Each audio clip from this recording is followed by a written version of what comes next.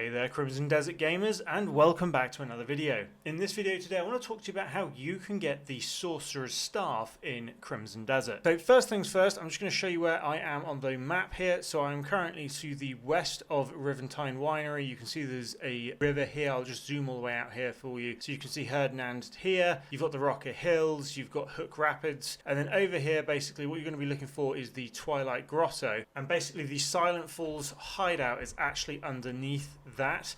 So if we come here, we're going to jump straight off just here, go into flight mode to break our fall, and then what we're looking for basically is this entrance here. There is going to be a mini boss in here that you will need to fight, and as we come through to the left here, and as we come through here, you're going to find this doorway, and inside this doorway this is where the boss is actually going to come to life. So this is Grave Walker, and he's the guy that we're going to need to fight. The boss is actually quite easy to just kill outright. You have to disassemble him by attacking various points on his body. He only managed to hit me 2 times before killing him, so he's not a particularly hard boss to fight. I do recommend, if you want to mitigate some of the damage, to bring a shield or dodge out of the way, but I was able to just face tank it. And then once you've defeated the boss, light these 2 torches and then this room will open up where you can then come in and loot the staff, which you can see is on the table just here.